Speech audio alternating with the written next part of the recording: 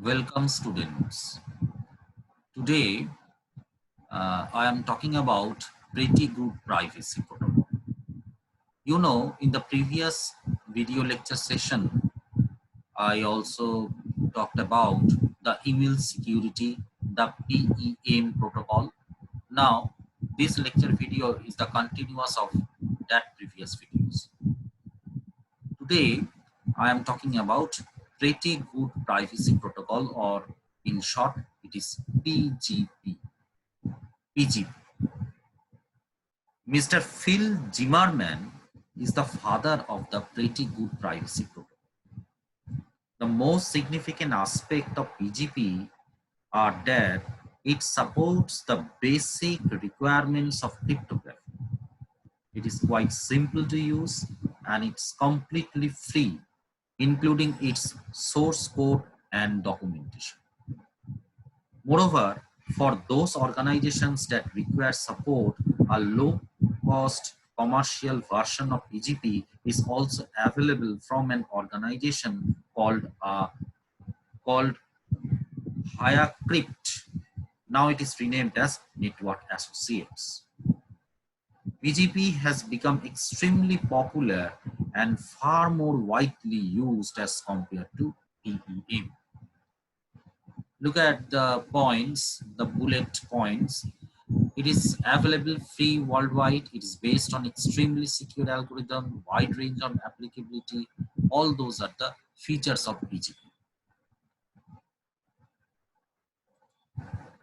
Now, operational description. That means how the PGP work. In PGP, the sender of the message needs to include the identifiers of the algorithm used in the message along with the value of the keys. Okay. Now, the actual operations of PGP consist of 5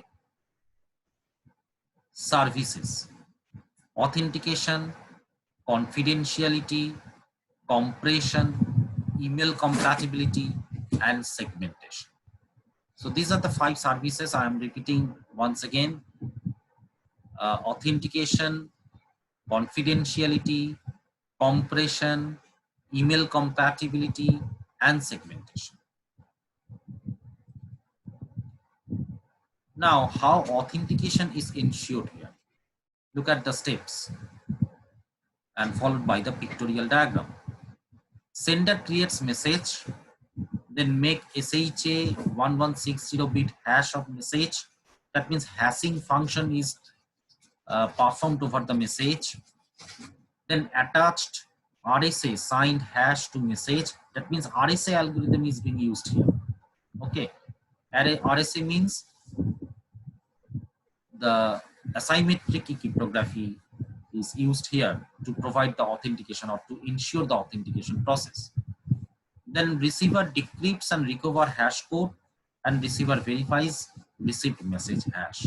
So whenever you're doing RSA, automatically authentication is being ensured, because there are 2 keys. One is called public key and private key, and through combination of these 2 keys, we are already seen in case of digital signature, we must ensure the authentication process. So intentionally, we use the RSA algorithm here to provide the authentication. Okay, and these are the diagram of the whole process.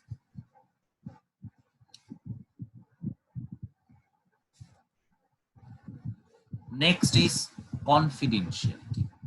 That means whenever a sender sends a message and the receiver receives it, the receiver should likely to be ensured that the message is only intended for him or her and it is not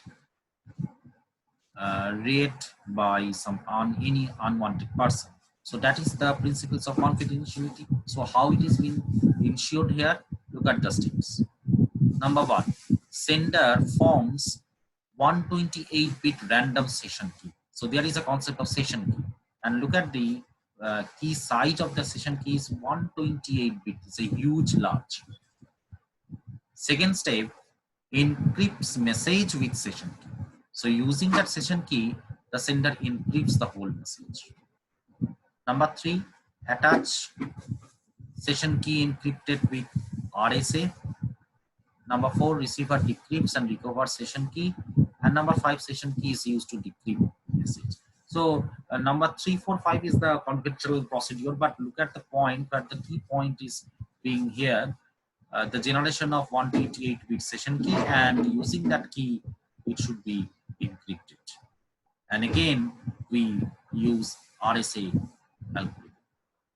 That means the huge length of session key and the strength of RSA both applies over here to ensure the confidentiality of the message.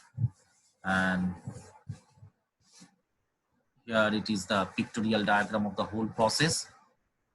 So by this procedure, we ensure the confidentiality here in case of Pretty Good's service protocol, PGP.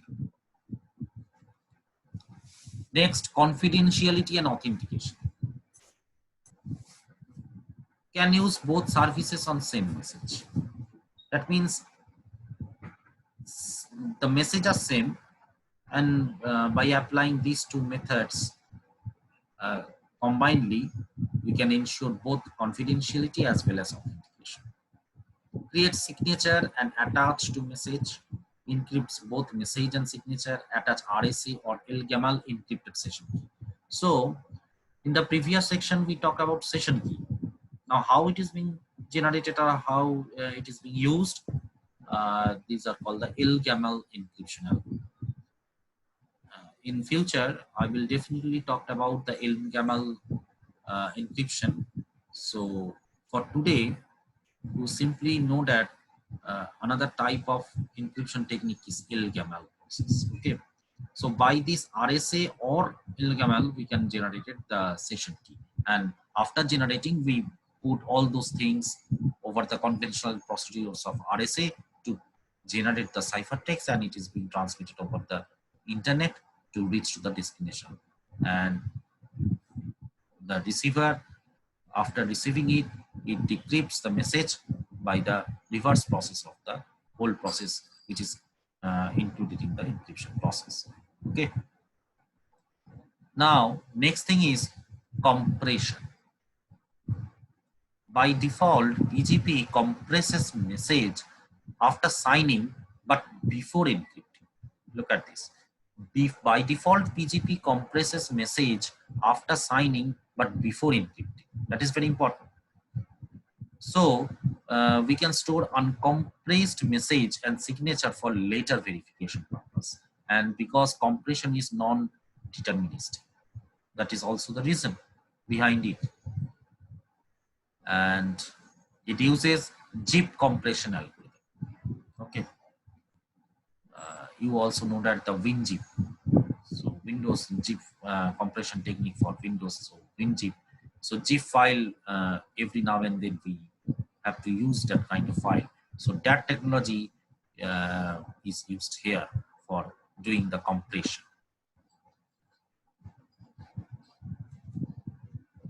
Email compatibility. How it is ensured? When using PGP, will have binary data to send. However, email was designed only for text. Hence, PGP must encode raw binary data into printable ASCII characters. Look at this, printable ASCII characters.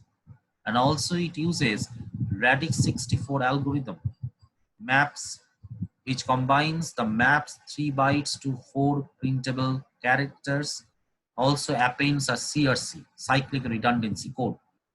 PGP also segments message if it is too long.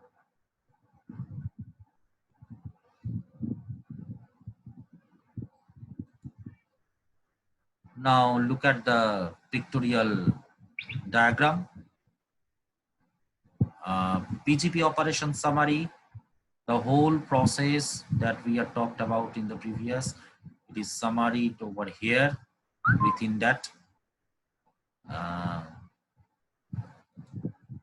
PGP session key, need a session key for each message of varying sizes, 56-bit DES, 128-bit cast or IDEA, C168 bit triple DES generated using ANSI X12.17 mode, uses random inputs taken from previous uses and from keystroke timing of user. So there are different technologies for generating the session keys.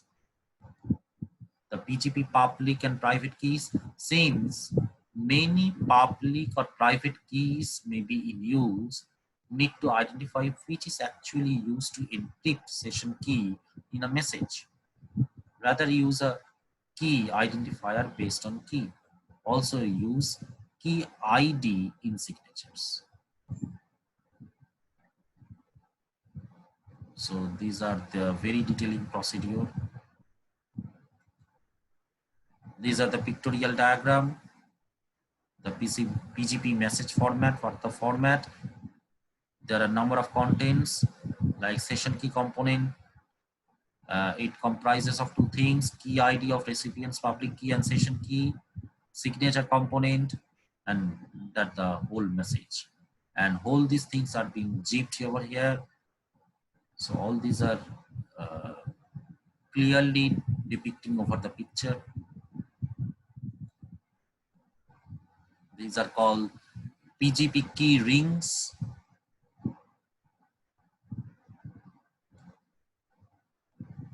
PGP message creation, how the message is being created. The whole procedure is summarized over this picture, by this picture. And that is the PGP message reception picture. Now the next thing is SMIME, but I stopped my lecture video here because in the next video I will definitely talk about the SMIME. So for the time being, I stopped over here.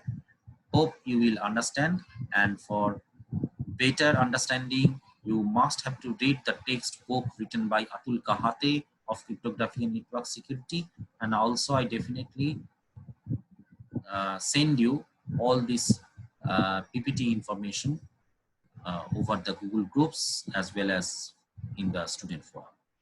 So thank you, students.